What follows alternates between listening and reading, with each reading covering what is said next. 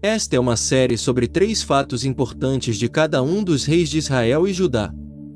Antes de começarmos, se inscreva no canal e deixe seu like. O rei Saul. Saul era filho de Quis e pertencia à tribo de Benjamim. Seu nome em hebraico significa pedido de Deus. A Bíblia narra toda a vida do rei Saul, desde a sua ascensão como rei em 1 Samuel 9, até o seu declínio em 1 Samuel 31.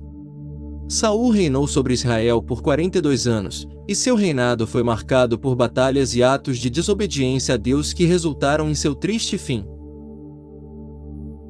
Fato número 1. Saul foi o primeiro rei de Israel. Na época em que Saul vivia, o povo de Israel era governado por juízes, o último deles o profeta Samuel. Devido à iminente ameaça dos filisteus e à idade avançada do profeta, o povo começou a reivindicar um rei que pudesse livrar Israel dos seus inimigos. Samuel não concordava, pois o povo queria satisfazer uma vontade humana, mas Deus permitiu que fosse levantado um homem como rei em Israel. 1 Samuel 8, 6, 7. Neste cenário surge Saul, que foi ao encontro do profeta Samuel à procura das jumentas de seu pai. Antes da sua chegada, o Senhor revelou ao profeta que Saul iria visitá-lo. Amanhã, por volta desta hora, enviarei a você um homem da terra de Benjamim. Unge-o como líder sobre Israel, o meu povo, ele libertará o meu povo das mãos dos filisteus. Atentei para o meu povo, pois o seu clamor chegou a mim. 1 Samuel 9:16. Saul foi recebido por Samuel, que logo tranquilizou acerca das jumentas e o convidou para comer com ele, dizendo: a quem pertencerá tudo o que é precioso em Israel, senão a ti, e a toda a família de teu pai? 1 Samuel 9, 19, 20. A honrosa pergunta causou espanto em Saul, que se identificou benjamita, o menor das tribos de Israel. O profeta conversou com Saul no seu terraço e o acompanhou até a saída da cidade. Ao se despedir, Samuel pediu para que o servo de Saul seguisse em frente, que gostaria de falar em reservado com o jovem algo da parte de Deus para com ele. 1 Samuel 9, 25 e 27. Samuel então unge Saul com azeite e beija-lhe a face e diz: o Senhor o ungiu como líder da herança dele. 1 Samuel 10, 1. Depois de ungí-lo, o profeta deu uma série de orientações sobre o que sucederia e o que deveria fazer. Disse também que ao encontrar um agrupamento de profetas, ele seria possado pelo Espírito do Senhor, profetizaria e se tornaria um novo homem. 1 Samuel 10, 6. Depois de suceder todas essas coisas, Samuel ajuntou as tribos de Israel em Mispá para anunciar Saul como rei.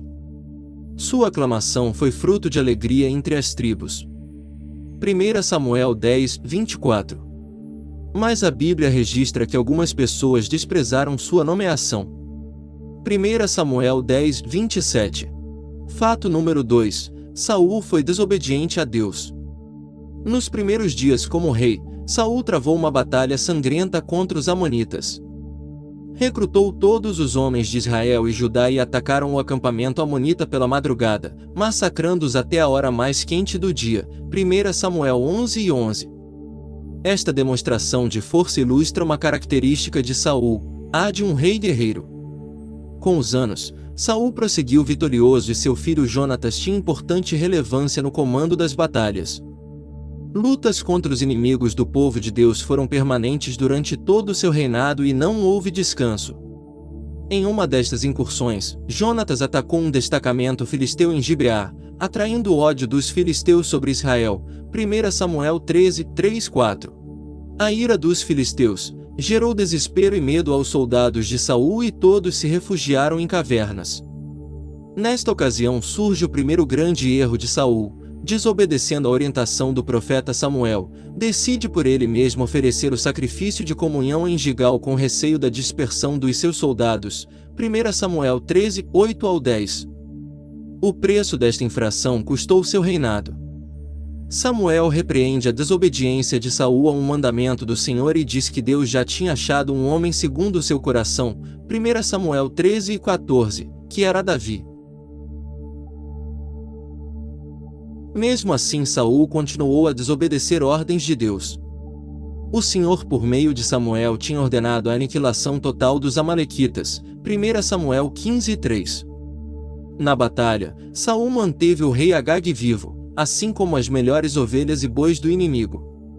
Mais uma vez Samuel reprova Saul e rompe totalmente com o rei. 1 Samuel 15:35. Depois deste ocorrido, o profeta Samuel unge Davi como sucessor ao trono de Israel, cumprindo a ordem do Senhor. O afastamento da presença de Deus sobre o reinado de Saul fez com que o rei entrasse em total perdição, sendo tomado por um espírito maligno. A inveja movia Saul a perseguir Davi, mesmo sabendo do livramento de Deus a Israel por parte de Davi, derrotando o filisteu Golias, e da forte amizade do seu filho Jonatas com Davi. Em nenhum momento Saul reconheceu que Deus tinha levantado Davi. Saul não admitia que Deus tivesse se afastado dele, mas não percebia que na verdade ele que se afastou de Deus.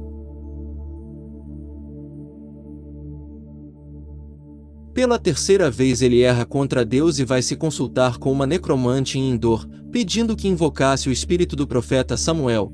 1 Samuel 28, 7 e 8. O resultado desse pecado foi ouvir pela terceira vez que seu reino se rasgou, que morreria brevemente e que Davi seria o rei de Israel. 1 Samuel 28, 17 e 19.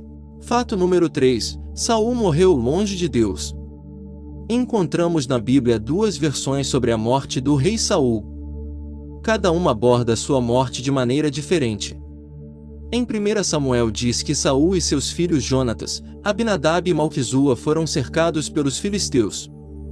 Sem ver alternativas, Saul pediu ao seu escudeiro que o ferisse com a espada, mas ele não quis fazê-lo. Saul, então, pegou sua própria espada e jogou-se sobre ela. Quando o escudeiro viu que Saul estava morto, jogou-se também sobre sua espada e morreu com ele. 1 Samuel 31, 4 e 6. A segunda versão é um relato que um jovem amalequita prestou a Davi.